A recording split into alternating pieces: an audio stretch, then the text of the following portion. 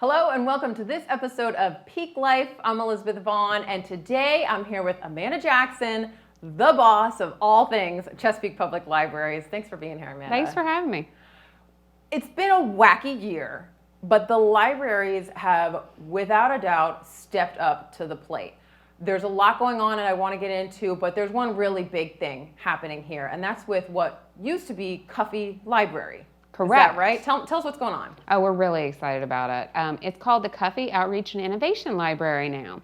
So it really did. What precipitated this was COVID. We started concerning ourselves with the families. What are our families going to do with virtual learning? What do you do if you don't have access to the same resources? Where is the gap going to widen for our kids? And then how can the library step in and bridge that gap? So it's multifaceted. One of the first parts is our tutoring center. So you can come to the Cuffy Library Monday through Friday and on Saturdays and enjoy free tutoring. Some of our kids don't learn well virtually. They really need that in-person one-on-one help, and tutoring can be very expensive. So this is free.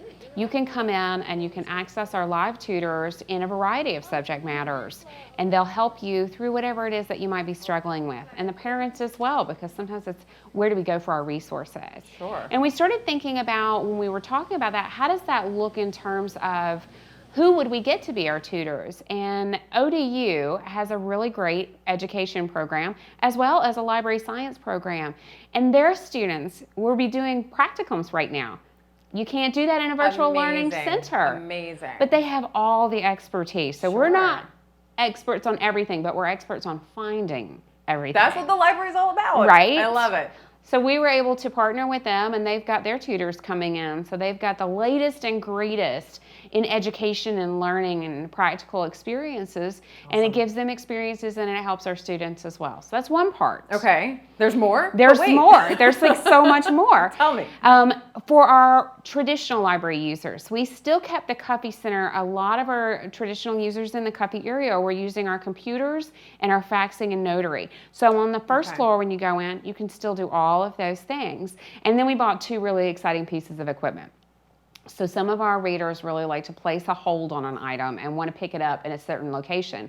Now we've got our hold lockers. They work a little bit like Amazon lockers. Oh, neat. What a good idea. Yeah, so if you have a book that you really want to read, or a DVD or a CD, anything, you can say, I want to go pick it up at Cuffy. And it doesn't matter if we're open or not, because this is outside. Oh, awesome. So you get an email, and then you go and scan your library card, a little box pops open, and your materials are there. Great. And there's going to be a book vending machine there as well. So you can actually access a variety of materials if you don't know what you want to read, and that's 24/7. Wow. Yeah, and we have our outreach. So that is the final piece of the puzzle.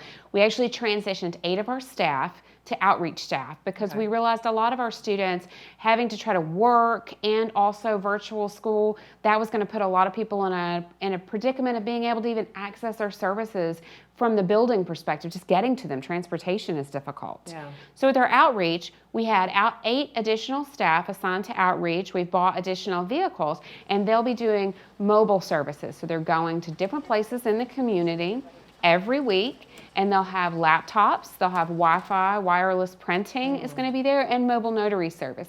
And also, we train those staff on Schoology, which is the database that the schools are using. Yes. Because we felt like there'd probably be a lot of parents and caregivers that were going, I don't know how to access this information. Yeah, we got to train the parents here too. Right? It's so different. Yeah. It's so different. It looks different, and we weren't ready for this. I know as a parent, I wasn't ready for this. Right.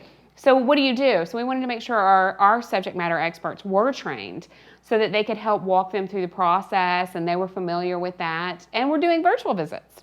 Oh my gosh.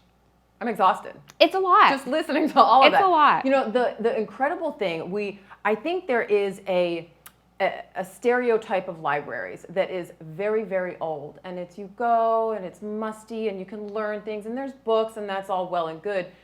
But it is so much more than that here in Chesapeake. And I think so much of that is thanks to you and all of the folks who work with you to being able to turn on a dime. I mean, we're in what, October? We've been in this, quarantine state of life for several months now, but for you guys to be able to turn that around so quickly is really something special. So we're really excited to be able to join you in promoting that and getting everybody to use that, because it sounds like there's certainly a need. Let's talk a little bit more about the other things you guys have been doing in the community. So first of all, another way that you've adjusted the way that you work is curbside pickup. Yes. Tell me a little bit about that, because that is a favorite of mine. So that was the first thing that we implemented because we have made a lot of changes. Our staff is incredibly creative. Yes. And they really put their brains to use during COVID, trying to figure out how do we serve the community if our doors aren't open all the time?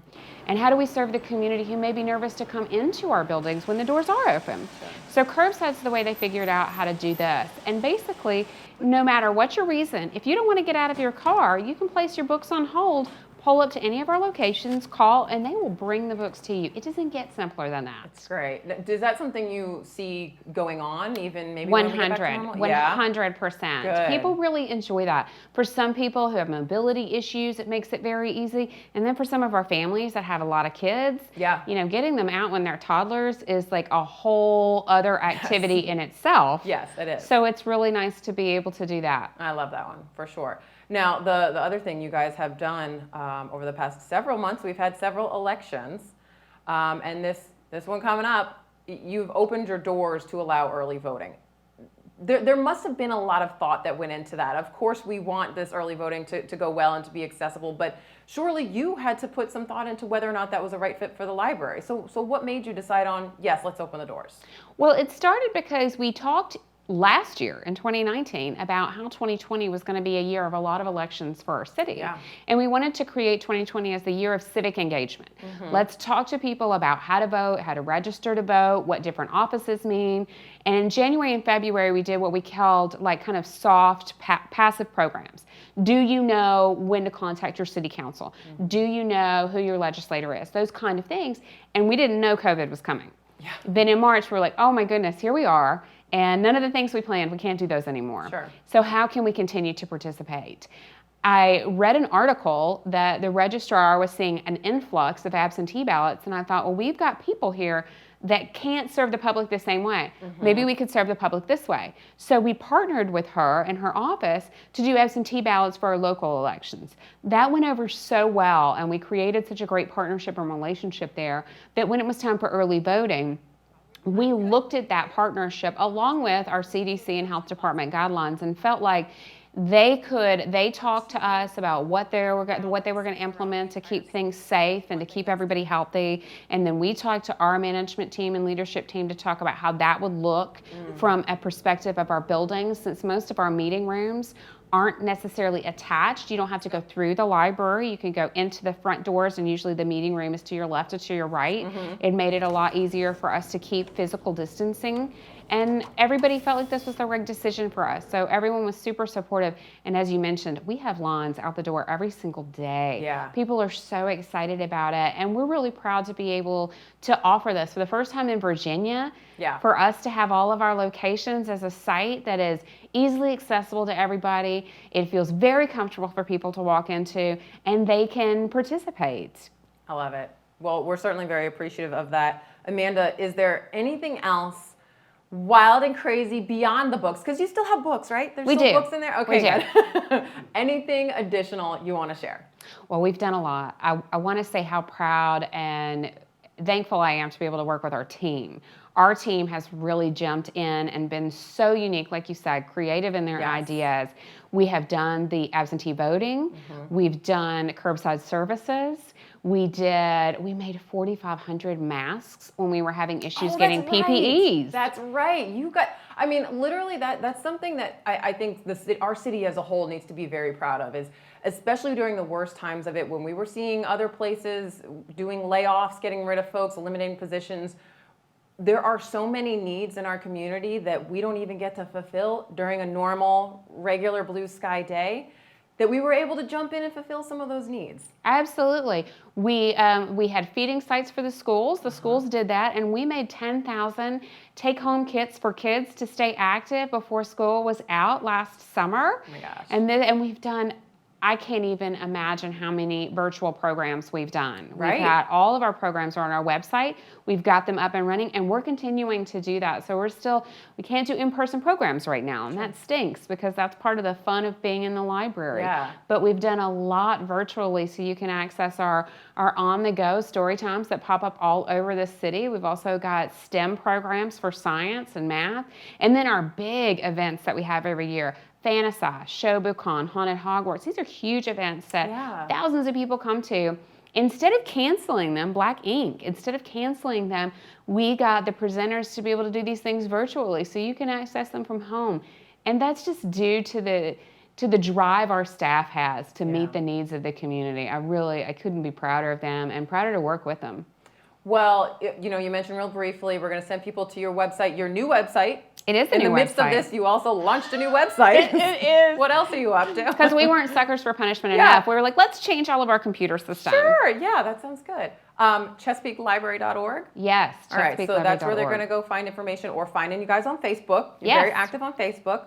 And can I still walk in the door? You can absolutely walk in the door. Okay. We ask you to wear your face mask and we ask you to physically distance, but you can come in and get any of those things. We have a lot of digital resources too. Okay. And I want to mention for those families who may be a little nervous about coming into the door, or maybe you don't feel like your kids are going to be able to abide by some of those guidelines and you want to keep them safe, all of our Chesapeake Public School students have library cards attached to their student ID numbers. So you can download any of those things from home as well. And we're about to start a really exciting partnership with the Chesapeake Regional Hospital for individuals who might be going to the hospital and having to stay or having to go regularly, like for dialysis or cancer treatments. They're going to be able to access our resources too. So that's pretty exciting. Gone are the days when a library is a building. That's no, we're everywhere. It is the community. Amanda Jackson, Director of Chesapeake Public Libraries, thank you so much. And please send our thanks to your staff. Thank awesome you. Stuff. That does it for this episode of Peak Life. Thanks so much for watching. We'll see you next time.